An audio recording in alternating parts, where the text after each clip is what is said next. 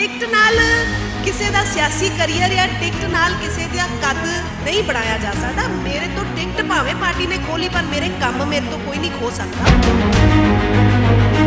ਮੈਂ ਆਪ ਕੀਤੇ ਹੋਏ ਨੇ। ਮੈਂ ਇੱਥੇ ਗਲੀਆਂ 'ਚ ਧੱਕੇ ਖਾਦੇ, ਰੁਲੀਆਂ, ਮਿੱਟੀ ਨਾਲ ਮਿੱਟੀ ਹੋਈਆਂ, ਉਹ ਚੀਜ਼ ਮੇਰੇ ਤੋਂ ਕੋਈ ਨਹੀਂ ਖੋ ਸਕਦਾ। ਔਰ ਮਿਹਨਤ ਦਾ ਫਲ ਹਮੇਸ਼ਾ ਮਿੱਠਾ ਹੀ ਹੋਊਗਾ। ਸੁਰਜੀਤ ਮਾਨ ਦੇ ਬੇਟੇ ਹੈਗੇ ਨੇ, ਕੀ ਲੱਗਦਾ ਸੈਟਲਮੈਂਟ ਹੋਈ ਹੈਗੀ ਹੈ? ਅਮਰਗੜ੍ਹ ਤੋਂ ਉਹਨਾਂ ਨੇ ਸੀਟ ਛੱਡ ਦਿੱਤੀ ਨਵਜੋਤ ਸਿੰਘ ਸਿੱਧੂ ਦੇ ਖਾਸਮ ਖਾਸ ਸਮਿਤ ਕਰਕੇ, ਤਾਂ ਕੀ ਲੱਗਦਾ ਫਿਰ ਸੁਨਾਮ ਦੀ ਜਿਹੜੀ ਸੀਟ ਹੈਗੀ ਹੈ ਇਹ ਸੈਟਲਮੈਂਟ ਦੇ ਵਿੱਚ ਗਈ ਹੈ? ਇਹ ਸੈਟਲਮੈਂਟ ਹੋਈ ਹੈ, ਔਰ ਇਹ ਉਸ ਲੈਵਲ ਤੇ ਸੈਟਲਮੈਂਟ ਹੋਈ ਹੈ ਜਿੱਥੇ ਸ਼ਾਇਦ ਸਾਡੇ ਵਰਗੇ ਪਹੁੰਚ ਵੀ ਨਹੀਂ ਸੀ ਕਰ ਸਕਦੇ। ਸਪੋਰਟ ਕਰ ਰਹੇ ਸੀਗੇ ਜਿਹੜੇ ਸ਼ਾਇਦ ਆਪਣੇ ਭਤੀਜੇ ਜਾਂ ਭਾਣਜੇ ਐਡਜਸਟ ਕਰਨਾ ਚਾਹੁੰਦੇ ਸੀਗੇ। ਤੁਸੀਂ ਸਾਰੇ ਹੀ ਜਾਣਦੇ ਹੋ ਮੈਂ ਕਿਸ ਦੀ ਗੱਲ ਕਰ ਰਹੀ ਹਾਂ। ਮੈਂ ਕਿਸੇ ਦੀ ਸਿਫਾਰਿਸ਼ ਨਾਲ ਨਹੀਂ, ਕਿਸੇ ਦੀ ਕੋਈ ਮੈਨੂੰ ਬਾਂਹ ਫੜ ਕੇ ਨਹੀਂ ਲਿਆਇਆ। ਮੈਂ ਆਪਣੀ ਮਿਹਨਤ ਨਾਲ ਇੱਥੇ ਤੱਕ ਪਹੁੰਚੀ ਹਾਂ। ਜੋ ਕੁਝ ਵੀ ਅੱਜ ਤੱਕ ਹਾਸਲ ਕੀਤਾ ਆਪਣੀ ਮਿਹਨਤ ਨਾਲ ਹਾਸਲ ਕੀਤਾ। ਜਿੱਥੇ ਪਰਿਵਾਰਵਾਦ ਆ ਜਾਂਦਾ ਹੈ, ਜਿੱਥੇ ਭਤੀਜੇ ਤੇ ਖੂਨ ਦੇ ਰਿਸ਼ਤੇ ਜ਼ਿਆਦਾ ਜ਼ਰੂਰੀ ਹੋ ਜਾਂਦੇ ਆ, ਵਰਕਰ ਦੀ ਮਿਹਨਤ ਅਣਗੌਲੀ ਕਰ ਦਿੱਤੀ ਜਾਂਦੀ ਹੈ। ਆਈ ਐਮ ਨਾਟ ਸਮਬਡੀ ਜਿਹਨੇ ਕੋਈ ਘਰੇ ਬੈਠੀ ਨੇ ਟਿਕਟ ਡਿਮਾਂਡ ਕੀਤੀ। ਮੈਂ 5 ਸਾਲ ਇੱਥੇ ਕੰਮ ਕੀਤਾ ਹੈ। ਮੇਰਾ 3 ਸਾਲ ਦਾ ਬੱਚਾ ਹੈ, ਕਦੀ ਉਹਦੇ ਨਾਲ ਮੈਂ 5 ਮਿੰਟ ਇਕੱਠੇ ਲਾ ਕੇ ਨਹੀਂ ਵੇਖੇ ਪਿਛਲੇ 3 ਸਾਲਾਂ 'ਚ। ਪ੍ਰੋ ਪੰਜਾਬ ਟੀਵੀ ਤੇ ਤੁਹਾਡਾ ਸਵਾਗਤ ਹੈ। ਮੈਂ ਹਾਂ ਗਗਨਦੀਪ ਸਿੰਘ। ਕਾਂਗਰਸ ਨੇ 23 ਉਮੀਦਵਾਰਾਂ ਦੀ ਸੂਚੀ ਜਾਰੀ ਕੀਤੀ ਹੈ ਔਰ ਸੁਨਾਮ ਦੀ ਗੱਲ ਕਰੀਏ ਤਾਂ ਸੁਨਾਮ ਤੋਂ ਦਮਨ ਬਾਜਵਾ ਦੀ ਟਿਕਟ ਕਾਂਗਰਸ ਨੇ ਕੱਟ ਦਿੱਤੀ ਹੈ। ਦਮਨ ਬਾਜਵਾ ਹੁਣੀ ਸਾਡੇ ਨਾਲ ਮੌਜੂਦ ਨੇ। ਸਵੇਰੇ ਘਰੇ ਇਕੱਠ ਵੀ ਕੀਤਾ, ਲੋਕਾਂ ਤੋਂ ਸਲਾਹ ਮਸ਼ਵਰਾ ਵੀ ਲਿੱਤੀ ਹੈ। ਤਾਂ ਦਮਨ, ਸਭ ਤੋਂ ਪਹਿਲਾਂ ਤਾਂ ਕੀ ਲੱਗਦਾ ਕਾਰਨ ਕੀ ਰਹੇ? ਬਹੁਤ ਮਿਹਨਤ ਕਰ ਰਹੇ ਸੀ ਤੁਸੀਂ ਪਿਛਲੇ 5 ਸਾਲਾਂ 'ਚ, ਦੇਖਿਆ ਸੀ।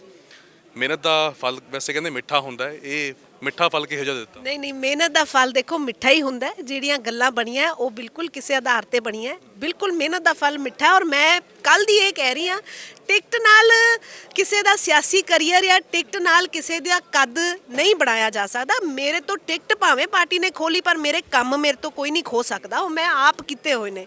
ਮੈਂ ਇੱਥੇ ਗਲੀਆਂ 'ਚ ਧੱਕੇ ਖਾਦੇ, ਰੁਲੀਆਂ, ਮਿੱਟੀ ਨਾਲ ਮਿੱਟੀ ਹੋਈਆਂ, ਉਹ ਚੀਜ਼ ਮੇਰੇ ਤੋਂ ਕੋਈ ਨਹੀਂ ਖੋ ਸਕਦਾ। ਔਰ ਮਿਹਨਤ ਦਾ ਫਲ ਹਮੇਸ਼ਾ ਮਿੱਠਾ ਹੀ ਹੋਊਗਾ। ਔਰ ਮਿਹਨਤ ਦਾ ਫਲ ਦੇਣ ਵਾਲਾ ਪਰਮਾਤਮਾ ਹੈ, ਨਾ ਕੋਈ ਪਾਰਟੀ, ਨਾ ਕੋਈ ਲੀਡਰ। ਸੋ ਮੈਨੂੰ ਪਰਮਾਤਮਾ ਤੇ ਅਟੁੱਟ ਵਿਸ਼ਵਾਸ ਹੈ ਕਿ ਜਿੰਨੀ ਮੈਂ ਮਿਹਨਤ ਕੀਤੀ ਹੈ ਉਸ ਦਾ ਮੈਨੂੰ ਮੁੱਲ ਕਿਸੇ ਨਾ ਕਿਸੇ ਤਰੀਕੇ, ਕਿਸੇ ਨਾ ਕਿਸੇ ਤੌਰ ਤੇ ਸ਼ਾਇਦ ਆ ਵੀ ਜੋ ਹੋਇਆ ਇਹਦੇ ਵਿੱਚ ਵੀ ਪਰਮਾਤਮਾ ਹੈਡ ਅ ਬਿਗਰ ਪਲਾਨ। ਸੋ ਮੈਂ ਤਾਂ ਇਹਨੂੰ ਆਪਣੀ ਉਹਦੀ ਜਿਹੜੀ ਹੈਗੀ ਆ ਪਰਮਾਤਮਾ ਦੀ ਇੱਛਾ ਤੇ ਉਸ ਦੀ ਰਜ਼ਾ ਮੰਨ ਕੇ ਹੀ ਇਸ ਨੂੰ ਕਬੂਲਦੀ ਹਾਂ। ਹਾਈ ਕਮਾਂਡ ਨੇ ਫਿਰ ਇਹ ਤੁਹਾਡੀ ਮਿਹਨਤ ਕਿਉਂ ਨਹੀਂ ਵੇਖੀ ਹੈਗੀ? ਔਰ ਜੇਕਰ ਗੱਲ ਕਰੀਏ ਉਮੀਦਵਾਰ ਜਿਹੜਾ ਐਲਾਨਿਆ ਹੈਗਾ ਸੁਰਜੀਤ ਮਾਨ ਦੇ ਬੇਟੇ ਹੈਗੇ ਨੇ, ਕੀ ਲੱਗਦਾ ਸੈਟਲਮੈਂਟ ਹੋਈ ਹੈਗੀ ਹੈ? ਅਮਰਗੜ੍ਹ ਤੋਂ ਉਹਨਾਂ ਨੇ ਸੀਟ ਛੱਡ ਦਿੱਤੀ ਨਵਜੋਤ ਸਿੰਘ ਸਿੱਧੂ ਦੇ ਖਾਸਮ ਖਾਸ ਸਮਿਤ ਕਰਕੇ, ਤਾਂ ਕੀ ਲੱਗਦਾ ਫਿਰ ਸੁਨਾਮ ਦੀ ਜਿਹੜੀ ਸੀਟ ਹੈਗੀ ਹੈ ਇਹ ਸੈਟਲਮੈਂਟ ਦੇ ਵਿੱਚ ਗਈ ਹੈ? ਬਿਲਕੁਲ ਇਹ ਸੈਟਲਮੈਂਟ ਹੋਈ ਹੈ। ਔਰ ਇਹ ਉਸ ਲੈਵਲ ਤੇ ਸੈਟਲਮੈਂਟ ਹੋਈ ਹੈ ਜਿੱਥੇ ਸ਼ਾਇਦ ਸਾਡੇ ਵਰਗੇ ਪਹੁੰਚ ਵੀ ਨਹੀਂ ਸੀ ਕਰ ਸਕਦੇ।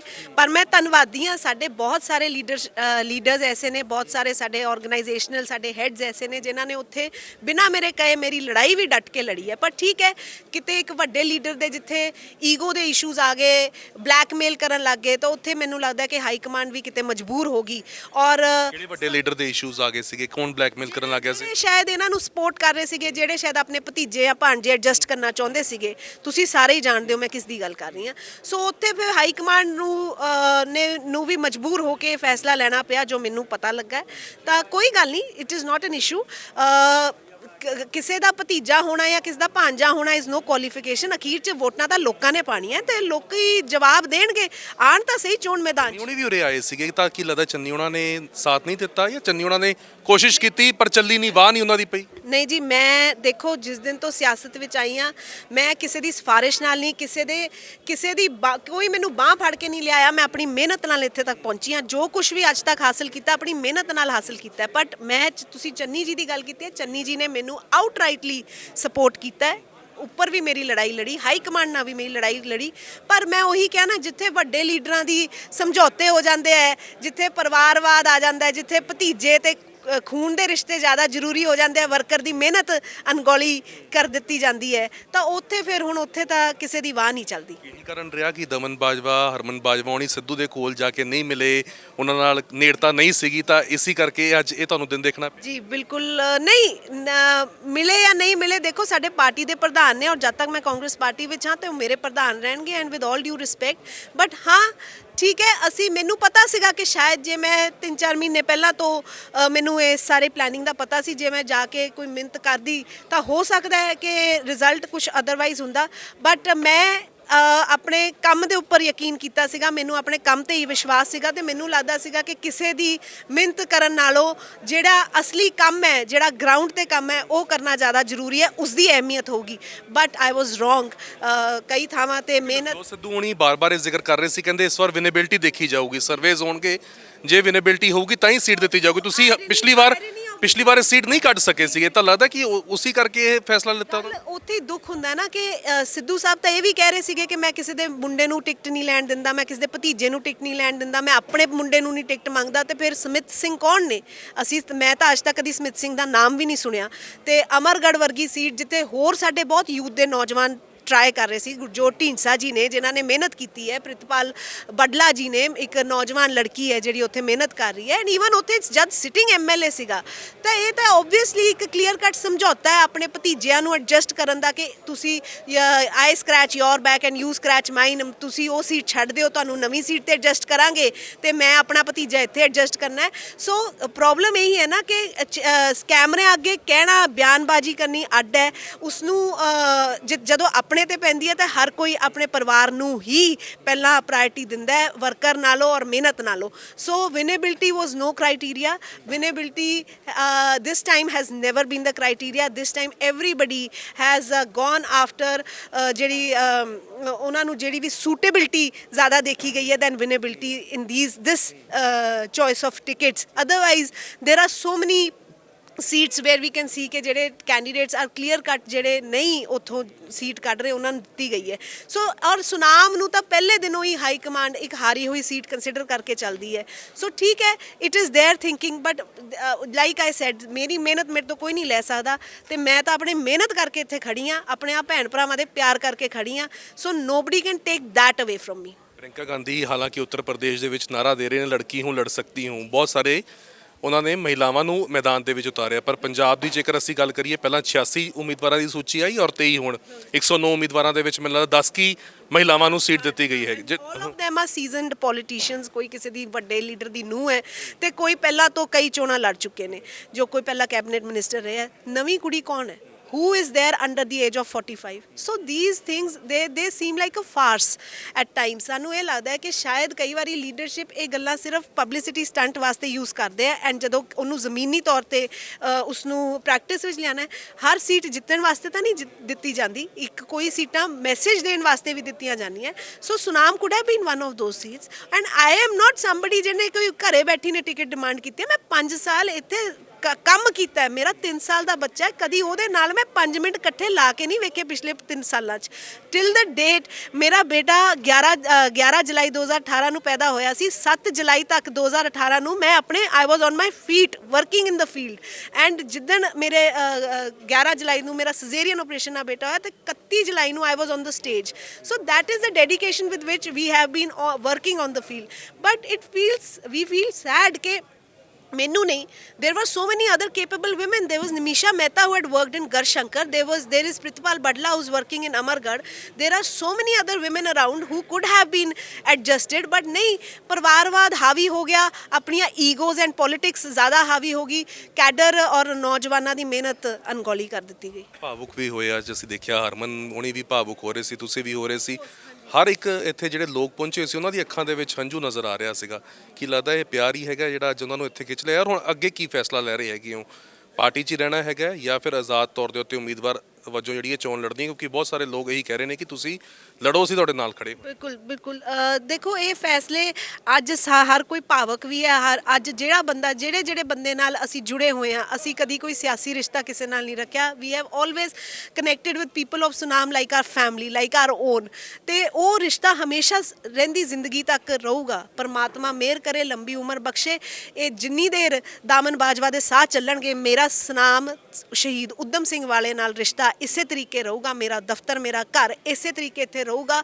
ਤੇ ਮੇਰੀ ਇਹੀ ਕੋਸ਼ਿਸ਼ ਹੋਊਗੀ ਮੋਰ ਦੈਨ ਐਨੀਥਿੰਗ ਐਲਸ ਕਿ ਮੈਂ ਇੱਥੋਂ ਦੇ ਡਿਵੈਲਪਮੈਂਟ ਨੂੰ ਕਿਵੇਂ ਅੱਗੇ ਲਿਜਾਣਾ ਔਰ ਇੱਥੋਂ ਦੇ ਲੋਕਾਂ ਨੂੰ ਜਿਹੜੇ ਲੋਕ ਮੇਰੇ ਨਾਲ ਜੁੜੇ ਨੇ ਜਿਹੜੇ ਅੱਜ ਅੱਖਾਂ ਭਰੀ ਬੈਠੇ ਸੀ ਕਿ ਉਹਨਾਂ ਨੂੰ ਜਿਉਂਦਾ ਕਿਵੇਂ ਰੱਖਣਾ ਉਹਦੇ ਲਈ ਦਾਮਨ ਬਾਜਵਾ ਨੂੰ ਕਿਸੇ ਦੇ ਪੈਰ ਵੀ ਪੈਰੀ ਹੱਥ ਲਾਣਾ ਪਵੇ, ਕਿਸੇ ਦੀਆਂ ਮਿੰਨਤਾਂ ਕੱਢਣੀਆਂ ਪਵੇ, ਕੁਛ ਕਰਨਾ ਪਏ, ਆਈ ਵਿਲ ਇਨਸ਼ੋਰ ਕਿ ਮੇਰੇ ਲੋਕ ਜਿਉਂਦੇ ਰਹਿਣ। ਸੀਟ ਕੱਟੇ ਜਾਣ ਤੋਂ ਬਾਅਦ ਇਹ ਚਰਚਾ ਹੁਣ ਸ਼ੁਰੂ ਹੋ ਗਈ ਹੈ ਕਿ ਸੁਨਾਮ ਸੀਟ ਆਮ ਆਦਮੀ ਵਾਸਤੇ ਸੇਫ ਹੋ ਗਈ ਹੈ, ਅਮਨ ਅਰੋੜਾ ਵਾਸਤੇ ਸੇਫ ਹੋ ਗਈ ਹੈਗੀ ਹੈ, ਤਾਂ ਕੀ ਇਹ ਸੀਟ ਨੂੰ ਸੇਫ ਛੱਡ ਦੋਗੇ ਆਪ ਵਾਸਤੇ ਜਾਂ ਫਿਰ ਮੈਦਾਨ ਦੇ ਵਿੱਚ ਉਤਰੋਗੇ? ਚੋਣ ਲੜਨੀ ਹੈ ਜਾਂ ਨਹੀਂ ਲੜਨੀ, ਮਨ ਬਣਾਇਆ ਹੋਊਗਾ? I have since yesterday I have been of the opinion ਕਿ ਇਹ ਲੋਕ ਬਣਾਉਣ ਵਾਲੇ ਨੇ, ਜਿਹੜੇ ਸਾਡੇ ਸਾਥੀ ਨੇ, ਸਾਡੇ ਭੈਣ ਭਰਾ ਨੇ, ਇਹਨਾਂ ਨੇ ਮੇਰੇ ਨਾਲ ਮਿਹਨਤ ਕੀਤੀ ਹੈ, ਇਹਨਾਂ ਨੇ ਗਲੀਆਂ 'ਚ ਡੋਰ ਟੂ ਡੋਰ ਕੀਤੇ ਹੈ, ਇਹਨਾਂ ਨੇ ਕੰਮ ਕੀਤੇ ਹੈ, ਇਹਨਾਂ ਨੇ ਰੁੱਸੇ ਮਨਾਏ ਹੈ। ਸੋ ਇਹ ਜੋ ਕਹਿਣਗੇ, ਜੇ ਇਹਨਾਂ ਨੂੰ ਲੱਗਦਾ ਹੈ ਕਿ ਸਾਨੂੰ ਪਾਰਟੀ ਦਾ ਦੁਬਾਰਾ ਇੱਕ ਵਾਰੀ ਪਾਰਟੀ ਦਾ ਬੂਹਾ ਖੜਕਾਉਣਾ ਚਾਹੀਦਾ ਹੈ, ਤਾਂ ਮੈਂ ਪਾਰਟੀ ਦਾ ਬੂਹਾ ਪਾਰਟੀ ਮੰਨੂਗੀ? ਜਿੱਥੇ ਪਾਰਟੀ ਨੇ 5 ਸਾਲ ਤੁਹਾਡੇ ਕੰਮ ਨੂੰ ਨਜ਼ਰਅੰਦਾਜ਼ ਕਰ ਦਿੱਤਾ, ਤਾਂ ਹੁਣ ਅਖੀਰਲੇ ਟਾਈਮ ਦੇ ਵਿੱਚ ਮੈਨੂੰ ਕੋਈ ਉਮੀਦ ਨਹੀਂ ਹੈ। ਮੈਨੂੰ ਤਾਂ ਜਿੱਦਣ ਮੇਰੇ ਪਹਿਲੀ 86 ਦੀ ਲਿਸਟ 'ਚ ਟਿਕਟ ਨਹੀਂ ਸੀ ਆਈ, ਮੈਨੂੰ ਤਾਂ ਉਦੋਂ ਹੀ ਪਤਾ ਲੱਗ ਗਿਆ ਸੀਗਾ ਕਿ ਮੇਰਾ ਕੰਮ ਇਹਨਾਂ ਨੇ ਕਰਤਾ ਹੈ। ਸੋ ਮੈਨੂੰ ਪਾਰਟੀ ਵੱਲੋਂ ਕੋਈ ਉਮੀਦ ਨਹੀਂ ਹੈ, ਬਟ ਆਫ ਕੋਰਸ ਮੇਰੀ ਇਹਨਾਂ ਪ੍ਰਤੀ ਜਵਾਬਦੇਹੀ ਹੈ। ਸੋ ਇਫ ਦੇ ਵਾਂਟ ਤੇ ਮੈਂ ਜ਼ਰੂਰ ਚਾਹੂੰਗੀ ਕਿ ਇਹ ਵੀ ਇੱਕ ਵਾਰੀ ਆਪਣਾ ਜ਼ੋਰ ਅਜ਼ਮਾ ਲੈਣ। ਤਾਂ ਉਸ ਤੋਂ ਬਾਅਦ ਇਹ ਜੋ ਫੈਸਲਾ ਲੈਣਗੇ, ਆਜ਼ਾਦ ਖੜਨ ਦਾ ਕਹਿਣਗੇ ਤਾਂ ਆਜ਼ਾਦ ਖੜਾਂਗੇ, ਕਿਸੇ ਹੋਰ ਪਾਰਟੀ 'ਚ ਜਾਣ ਦਾ ਕਹਿਣਗੇ ਤਾਂ ਉਹਦੇ 'ਚ ਜਾਵਾਂਗੇ, ਖੂਹ 'ਚ ਛਾਲ ਮਾਰਨ ਨੂੰ ਕਹਿਣਗੇ ਤਾਂ ਖੂਹ 'ਚ ਛਾਲ। ਵਿਕਲਪ ਕੀ ਹੈਗੇ ਨੇ ਜੇ ਹੋਰ ਪਾਰਟੀ ਦੇ ਵਿੱਚ ਜਾਣ ਨੂੰ ਕਹਿੰਦੇ ਨੇ? ਕਿਹੜੇ ਵਿਕਲਪ ਨਜ਼ਰ ਆ ਰਹੇ ਹੈਗੇ ਨੇ? ਜਾਂ ਤਾਂ ਫਿਰ ਪੰਜਾਬ ਲੋਕ ਕਾਂਗਰਸ ਬਚਦੀ ਹੈਗੀ ਹੈ ਜਾਂ ਫਿਰ ਭਾਜਪਾ ਬਚਦੀ ਹੈ, ਤਾਂ ਭਾਜਪਾ ਦੇ ਵਿੱਚ ਜਾਣ ਨੂੰ ਤਿਆਰ ਹੈਗੀ ਹੋ ਤੁਸੀਂ? ਨਹੀਂ, ਹਲੇ ਮੈਂ ਓਨੈਸਟਲੀ ਸਪੀਕਿੰਗ ਹਲੇ ਮੈਂ ਕੋਈ ਆਪਸ਼ਨਸ ਹਲੇ ਆਪਣੀਆਂ ਟਰਾਈ ਫਿਰ ਵੀ ਨਹੀਂ। ਜੇਕਰ ਗੱਲ ਕਰੀਏ, ਕਿਹੜੀ ਪਾਰਟੀ ਤੁਹਾਨੂੰ ਇਸ ਵੇਲੇ ਲੱਗਦੀ ਹੈਗੀ ਹੈ ਕਿ ਹਾਂ ਇਹ ਲੋਕਾਂ ਦੇ ਮੁੱਦੇ ਉਭਾਰ ਸਕਦੀ ਹੈਗੀ ਹੈ, ਪਾਰਟੀ ਦੇ ਵਿੱਚ ਪਛਾਣ ਦੇ ਸਕਦੀ? ਮੈਂ ਜਿਵੇਂ ਪਹਿਲਾਂ ਕਿਹਾ, ਮੈਂ ਕਿਸੇ ਦੇ ਸਿਫਾਰਿਸ਼ ਦੇ ਆਧਾਰ ਤੇ ਨਹੀਂ ਇੱਥੇ ਆਈ, ਮੈਂ ਕਿਸੇ ਲੀਡਰ ਦੀ ਧੀ ਨਹੀਂ ਹੈਗੀ, ਮੈਂ ਆਪਣੀ ਮਿਹਨਤ ਨਾਲ ਇੱਥੇ ਤੱਕ ਪਹੁੰਚੀ ਆ। ਔਰ ਜਿੱਥੇ ਮੰਨ ਲਓ ਅੱਜ ਹਾਈ ਕਮਾਂਡ ਨੇ ਮੇਰੀ ਮਿਹਨਤ ਕਿਸੇ ਕਾਰਨ ਕਰਕੇ ਇਗਨੋਰ ਕੀਤੀ ਹੈ, ਤਾਂ ਬਹੁਤ ਸਾਰੇ ਲੋਕ ਔਰ ਬਹੁਤ ਸਾਰੀਆਂ ਪਾਰਟੀਆਂ ਐਸੀਆਂ ਵੀ ਹੈ ਜਿਹੜੀਆਂ ਉਸ ਮਿਹਨਤ ਦਾ ਮੁੱਲ ਵੀ ਪੁੱਛ ਰਿਹਾ ਨਾ, ਮੈਂ ਉਹੀ ਪੁੱਛ ਰਿਹਾ।